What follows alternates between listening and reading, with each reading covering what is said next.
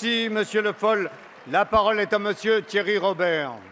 Monsieur le Président, mes chers collègues, ma question s'adresse au ministre de l'Économie. Monsieur le ministre, je souhaite vous interpeller concernant un sujet qui émeut les passagers aériens, l'opacité de la fixation des prix des billets d'avion et notamment sur les liaisons entre la métropole et l'océan Indien.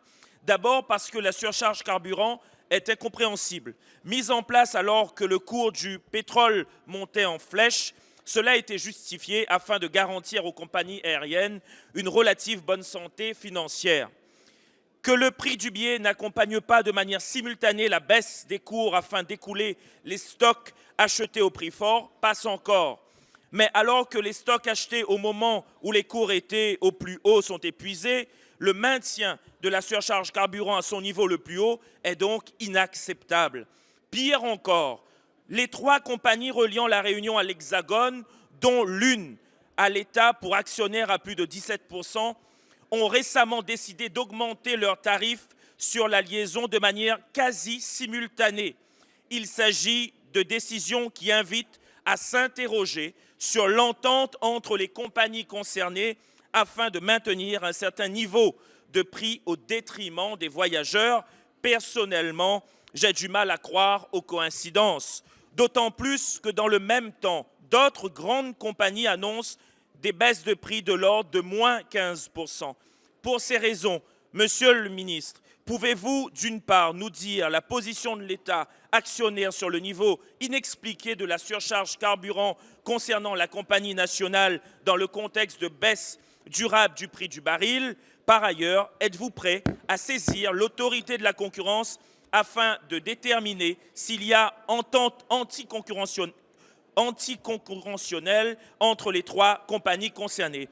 La continuité territoriale est certes un dispositif visant... Merci, Monsieur le député. La parole est à Monsieur Emmanuel Macron, ministre de l'Économie, de l'Industrie et du Numérique. Merci, Monsieur le Président, Mesdames, Messieurs les députés, Monsieur le député Robert. Vous avez raison d'abord de souligner l'importance de ces sujets pour la liaison en particulier avec le territoire de la Réunion et la préservation de l'intérêt de l'ensemble des consommateurs.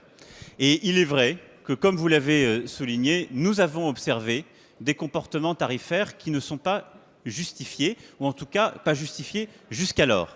C'est-à-dire une augmentation par 3 compagnies au moins, de 20 € pour le billet en classe économique en période basse et de 30 € pour la saison haute. Alors, face à cela, vous attaquez la surcharge en effet carburant. Il s'agit là d'une pratique d'affichage des prix. Et je veux ici vous dire que la surcharge carburant a été créée pour justement donner de la transparence, expliquer aux consommateurs quelle était la pression sur les prix justement du billet lié au carburant lorsque ces derniers montaient, et que si nous la supprimions en quelque sorte, nous déciderions d'affaiblir cette clarté sans résoudre en rien le problème. Donc la solution, elle n'est pas dans la suppression de la surcharge carburant, elle est dans la fixation des prix. Aujourd'hui, de par la loi, la fixation des prix est libre entre les compagnies.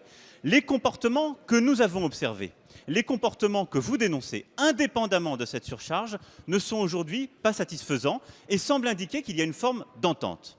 Face à cette situation, nous allons prendre 2 types de mesures. La première, en tant qu'actionnaire de référence d'une de ces compagnies, j'ai demandé une clarification des pratiques tarifaires, non seulement sur la Réunion, mais sur d'autres liaisons. La seconde, non pas à l'autorité de la concurrence, mais aux services qui dépendent de notre ministère, nous avons demandé à la DGCCRF de se rapprocher de ces compagnies pour que toutes les clarifications puissent être apportées. Je vous rendrai compte justement de ces investigations et des démarches que nous avons effectuées qui touchent non seulement à la liaison à la Réunion, mais à plusieurs territoires.